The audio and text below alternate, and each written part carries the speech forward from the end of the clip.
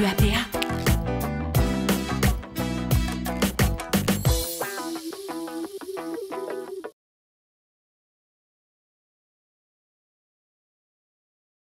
Bonjour à tous, nous avons reçu beaucoup de mails chez QAPA pour savoir comment bien organiser sa recherche d'emploi.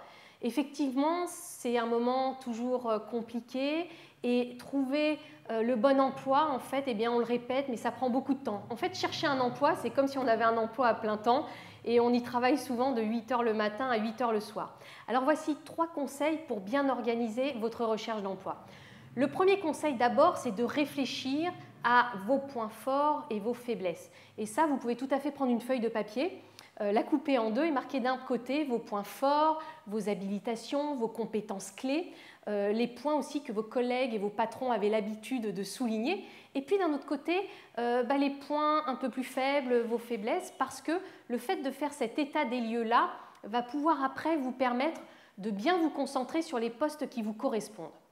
Le deuxième point à faire ensuite, c'est de préparer les sociétés pour lesquelles vous allez envoyer votre candidature, c'est-à-dire les sociétés que vous allez cibler dans votre recherche d'emploi. Alors là, je pense aussi qu'il y a 3 points à garder en tête. Le premier point, c'est les sociétés qui correspondent à votre profil et qui ont le métier que vous recherchez, et donc les sociétés dans lesquelles vous pourriez tout à fait travailler hyper rapidement parce que vous seriez opérationnel tout de suite. La deuxième catégorie, c'est les sociétés, elles, qui vous intéressent. Et puis la troisième catégorie, alors là, c'est le Graal, c'est les sociétés dans lesquelles vous rêveriez de travailler parce qu'en fait, eh bien, elles correspondent à ce que vous avez toujours espéré.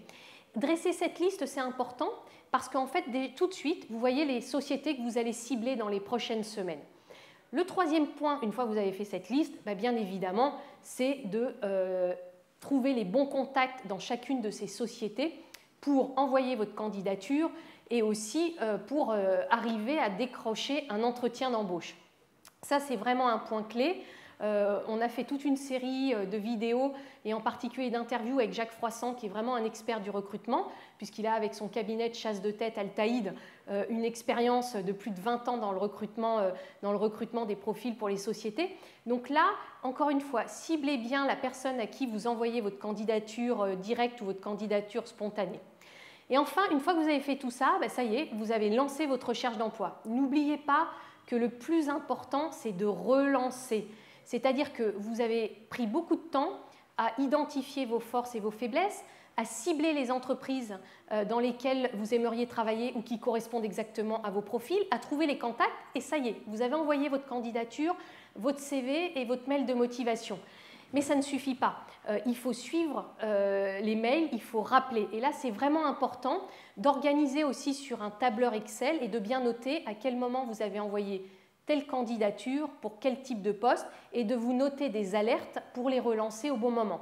Vous pouvez tout à fait d'abord les relancer par mail et si vous voyez que vraiment ça prend du temps, donc là il faut en général laisser passer quelquefois 10 à 15 jours, eh bien n'hésitez pas à prendre votre téléphone.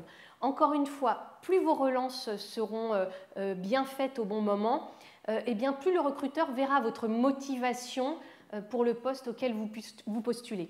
Et puis enfin, n'oubliez pas, il y a des gens qui peuvent vous recommander dans ces entreprises-là, soit parce que vous avez travaillé avec elles avant, soit parce que vous avez des collègues ou des amis qui y sont maintenant.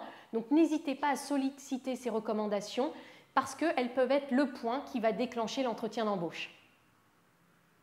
QAPA. Et voilà le travail.